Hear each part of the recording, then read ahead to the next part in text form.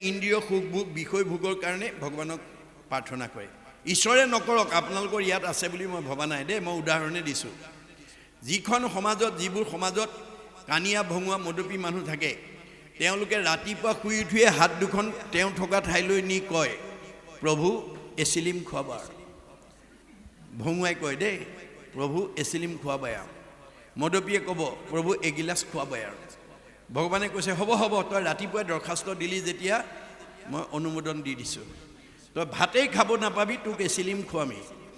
তই ভাতেই খাব নাপাবি, তোক এগিলাচ খুৱামি। মনত ৰাখিব কথাটো। আপুনি যেনেকৈ বিচাৰিব তেনেকৈ কাম কৰি দিয়ক। ৰজগুণী মানুহবিলাকে বিলাসিতাৰ কাৰণে ভগৱানক বিচাৰে। কি বুলি কয়? ধনং দেহি, বিদ্যাং দেহি, যশোং দেহি, পুত্ৰং দেহি, ভাৰ্যাং দেহি। লাগে আৰু লাগে।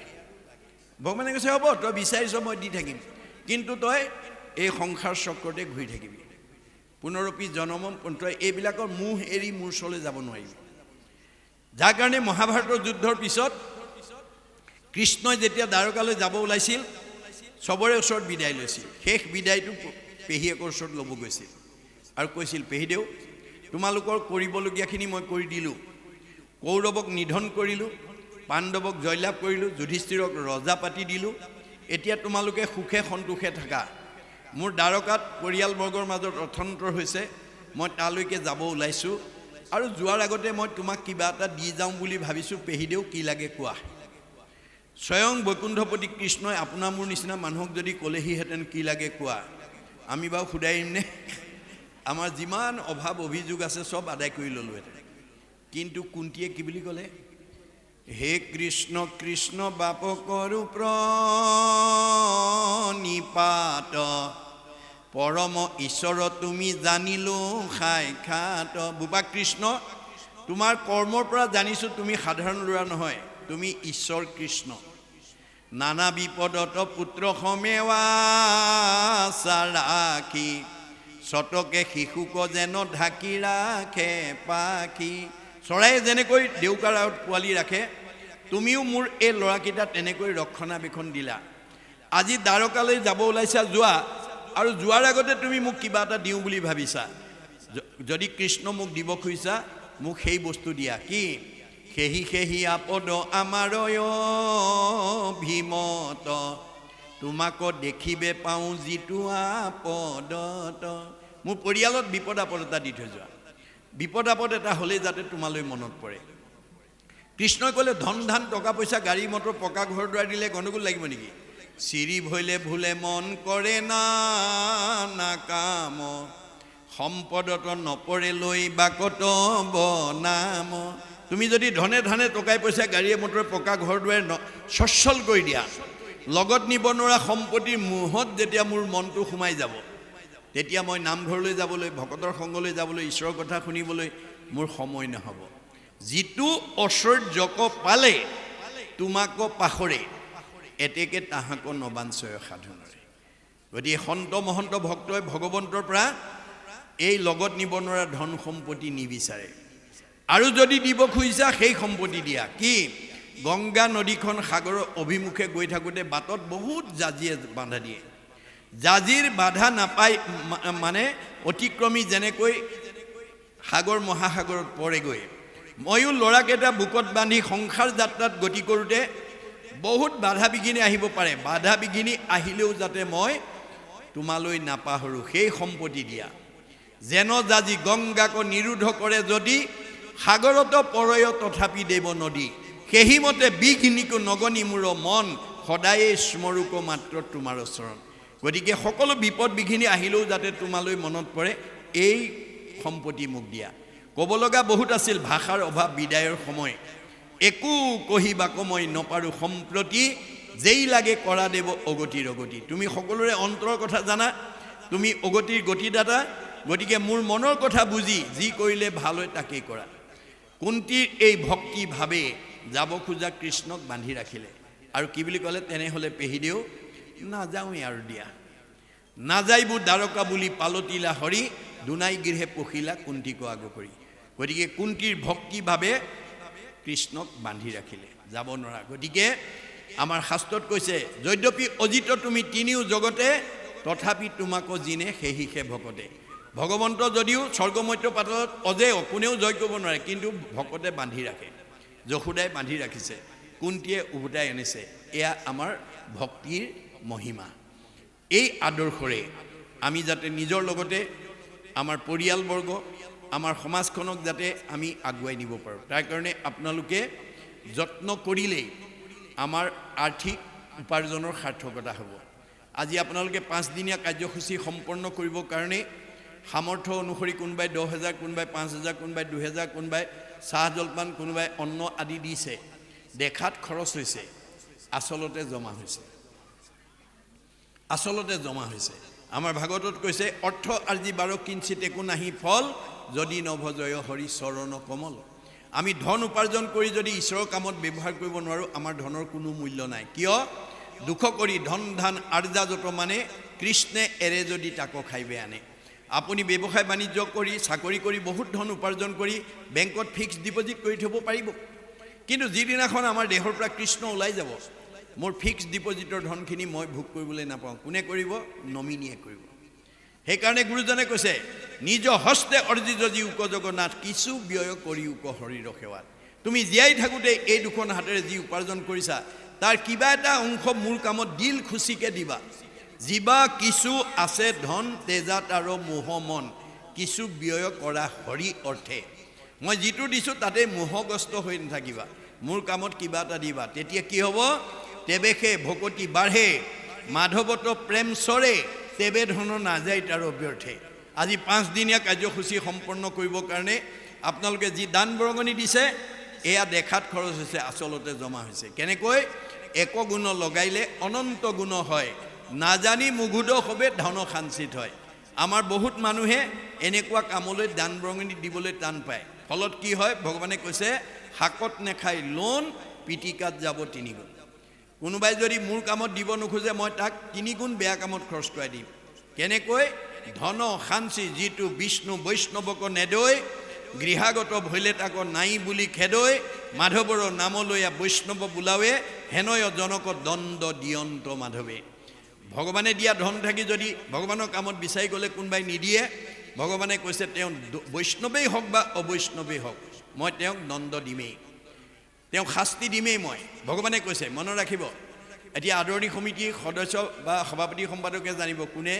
ঘূৰাই পঠিয়াইছে যদি কোনোবাই ঘূৰাই পঠিয়াইছে তেওঁক ভগৱানে শাস্তি দিব কেনেকৈ নহি চোৰ নেও নেই নহি অগ্নিয়ে দহয় নহি দণ্ড বন্ধ হুয়া ৰাজাই লয় মই তাৰ ধনটো হয় চুৰ ডকাইত উগ্ৰপন্থীৰ দ্বাৰা লৈ যাম নহয় জুয়ে পুৰিব নহয় আকস্মিক দুৰ্ঘটনা বেমাৰ আজাৰ হৈ ডাক্তৰে খাব নহয় কাজিয়া পেচাল লাগি কেছ মামলা লাগি পুলিচে খাব সিমানতো মই ৰেহাই নিদিওঁ ধন বুলি পাছে কান্দেৰাও বান্ধি ঘৰে ঘৰে ভিক্ষা মাগে কৃষ্ণ কৃষ্ণ বুলি এই জন্মত ভগৱানে দিয়া ধন থাকি যদি ভগৱানৰ কামত মই ব্যৱহাৰ নকৰোঁ মোৰ জীৱটোক পিছৰ জন্মত ভিক্ষাৰী কৰি পঠিয়াই দিওঁ এতিয়া আপোনালোকে গাড়ীয়ে মটৰে ট্ৰেইনত গ'লে দেখিব যি জনগোষ্ঠীৰে ভিক্ষাৰী নহওক ঈশ্বৰৰ নাম লৈ ভিক্ষা খোজে এয়া ভাগৱত দৰ্শন গতিকে ভগৱানে দিয়া ধন থাকি যাতে মই আকৌ ভিক্ষাৰীলৈ যাতে অৱনমিত হ'ব লগা নহয় ভাগৱত শুনি সজাগ হ'ব লাগিব এইটোৱে হৈছে ভাগৱত শুনাৰ আমাৰ মূল কথা তাৰপিছত কৈছে হেন জানি শুনা নৰ জাত আছে বুধ কৃষ্ণত শুনিলে কিছু নাহিকে বিৰোধ যে আমাৰ জ্ঞান থকালৈকে আমাৰ শক্তি থকালৈকে আমি ভাগৱত শুনিবলৈ আমি আহিব লাগিব ভাগৱতে আমাক কেৱল জ্ঞানৰ কথা কৈছে সততাৰ কথা কৈছে শুদ্ধতাৰ কথা কৈছে গতিকে ভাগৱত বেদান্তৰ সাৰ সকলো শাস্ত্ৰ ভাগৱতৰ পৰাই সৃষ্টি হৈছে ভাগৱত হৈছে মূল শাস্ত্ৰ গতিকে আমি প্ৰথম স্কন্ধৰ পৰা দ্বাদশ স্কন্ধলৈ আজিৰ দৰে পুংখানুপুংখভাৱে যিমান পাৰে আপুনি যদি তাক যদি আলোচনা কৰে আপোনাৰ জীৱই জীয়াই থাকোঁতে শান্তি পাব মৰিলে সদ্গতি পাব এয়াই হৈছে ভাগৱত শুনাৰ তাৎপৰ্য অনন্ত কণ্ডলী কহে শুনিও সংসাৰ সৎকাৰ ডাকি হৰি বোলা হৌক পুৰুষ উদ্ধাৰ যে আমাৰ অনন্ত কণ্ডলী কবিয়ে আমাক কৈছে যে তোমালোকে হৰি হৰি বুলি ডাকিবলৈ অৱহেলা নকৰিবা কিয়নো 3 বাৰ নৰতনু দেন্ত ৰংগ কৰি তৰিব লোকত মুখে হৰি নাম স্মৰি তথাপিতো যিটো লোক নভৈল নিস্তাৰ আউৰ পুনৰপি দেহ নাহি জানাতা ভগৱানে আমাক কৃপা কৰি 3 বাৰলৈকে নৰদেহা দিয়ে যেনে তেনে ঈশ্বৰৰ নামটো লৈ উদ্ধাৰ হওক আৰু শংকৰদেৱে কৈছে এইটোৱে আমাৰ 3 নম্বৰ বাৰ বুলি ভাবি হেন জানি ভকতিত তেজিও আলাহ আউৰ কি মনুষ্য হুইবা এৰা ইটো আহ আকৌ মানুহৰ জন্ম পাই ভক্তি কৰিম বুলি আশা কৰি নাথাকিবা এইটোৱে শেষবাৰ বুলি আপোনালোকে 10 বন কাটি কৰি আহিব দেই তোমাৰো গুণৰ মহিমা দেখিয়া এই আন যত কাম দূৰতে তেজিয়া থৈলো আজি ইয়াত থকা কাৰ ঘৰুৱা কাম নাই কাৰ পৰিয়ালৰ দায়িত্ব নাই কাৰ কালিলৈ কিবা কৰিবলগীয়া নাই সব এই থৈ আহিছে কিয় আন কৰ্মে লগাইলে যতে কহি হুৱে বৃথা জনমো বৃথা হুৱে নুশুনয় কৃষ্ণ কথা গতিকে আমি ঈশ্বৰৰ কথা নুশুনাকে যদি দিনবোৰ পাৰ কৰিলোঁ বৃথা আয়ুস গ'ল আমাৰ কোনো জন্ম ধৰাৰ সাৰ্থকতা নহ'ব গতিকে এক ক্ষণ দেই এক ক্ষণ মানে যিটো শুনে কৃষ্ণ কথা 4 মিনিট যাতে আমি ঈশ্বৰৰ কথা কোৱা শুনা গোৱাৰ কাৰণে আমি সময় দিব পাৰোঁ তাৰ প্ৰতি আমি নিজেও সজাগ হ'ব লাগিব পৰিয়ালটোক সজাগ কৰিব লাগিব সমাজৰ লোকসকলক সজাগ কৰিব লাগিব নহ'লে আমাৰ জীৱন ধৰাৰ সাৰ্থকতা নহ'ব এই কথা আপুনি মই বুজি নোপোৱাটো দূৰৰ কথা ভগৱানৰ পৰম সখা অৰ্জুনেও বুজি পোৱা নাছিল সেইকাৰণে অৰ্জুনক সংস্কাৰ কৰি দিবৰ কাৰণে এদিন কৃষ্ণই তেওঁক প্ৰশ্ন কৰিলে সখা অৰ্জুন প্ৰভু তুমি জীৱনত কেতিয়াবা সঁচা কঠীয়া গাঁও দেখিছানে অৰ্জুনে কৈছে সঁচা কঠীয়া গাঁও আছে নেকি আছেতো নাকো তুমি দেখিছানে নাই বোলে নাই দেখা চাব খোজা নেকি বোলে খোজো উঠা ৰথত উঠা অৰ্জুনক সংস্কাৰ কৰি দিয়া উদ্দেশ্যে ৰথত তুলি লৈ সঁচা কঠীয়া গাঁৱৰ ফালে তীব্ৰ বেগেৰে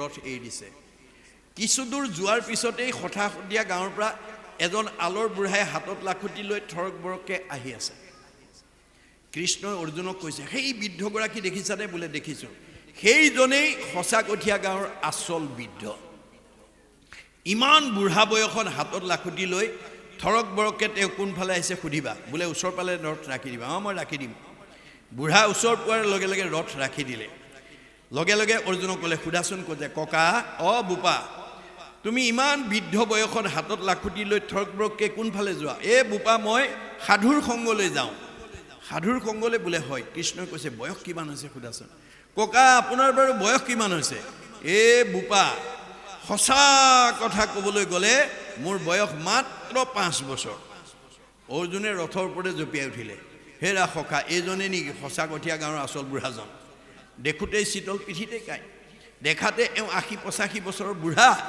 আৰু মাত্ৰ 5 বছৰ বুলি ক'লে সেইজনকে তুমি সঁচা কঠীয়া গাঁৱৰ শ্ৰেষ্ঠ বৃদ্ধ বুলি স্বীকৃতি দিলা ভিতৰৰ সোপাই কি ক'ব মোক নালাগে এইখিনিৰ পৰা ৰথখন ঘূৰোৱা কৃষ্ণ ক'লে ৰ'বাচোন ৰ'বা ধৈৰ্য ধৰা কিয় তেনেকৈ ক'লে সোধাচোন ককা অকণমান ৰ'বচোন বোপাই কি হ'ল মোৰ সংশয় হৈছে কি সংশয় তোমাক দেখোন দেখাত একেবাৰে 80-85 বুঢ়া যেন লাগিছে তুমি মাত্ৰ 5 বছৰ বুলি ক'লা বোপা ৰহস্য আছে ৰহস্য বোলে হয় ভেদ কৰা হওকচোন তুমি ভবাৰ দৰে মোৰ জন্মগত বয়স 85 বছৰ সঁচা কিন্তু বেদত কৈছে ভাগৱতত কৈছে ভগৱন্তই কৈছে একক্ষণ মানে যিটো শুনে কৃষ্ণ কথা তাৰ বিনে আনৰ জীৱনত যায় বিধা গতিকে মই বিগত 80টা বছৰ ঈশ্বৰত শৰণ লোৱাও নহ'ল আৰু সাধুৰ সংগত গৈ কৃষ্ণ কথাও নুশুনিলোঁ কেৱল পৰিয়াল পোহপাল কৰিবৰ কাৰণে আৰু নিজৰ ইন্দ্ৰিয় সুখভোগৰ কাৰণে মই 80টা বছৰ পাৰ কৰিলোঁ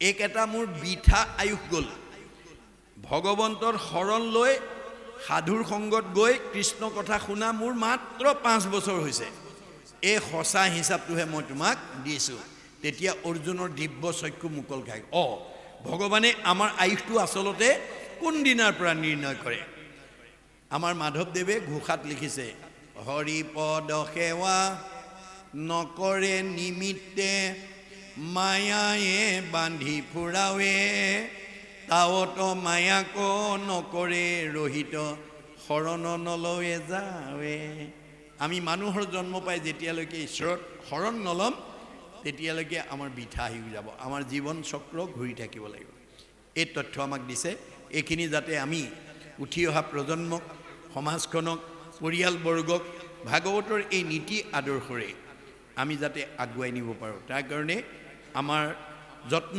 কৰিলেই আজি এই ভাগৱত আলোচনাৰ সাৰ্থকতা হ'ব এতিয়া আমাৰ ঝুমুৰি নামাকৰণৰ সৈতে পৰৱৰ্তী পদে কি ক'ব আমি আলোচনা কৰিম মই পাঠকক পৰৱৰ্তী পাঠ কৰিবৰ কাৰণে আহ্বান জনাইছোঁ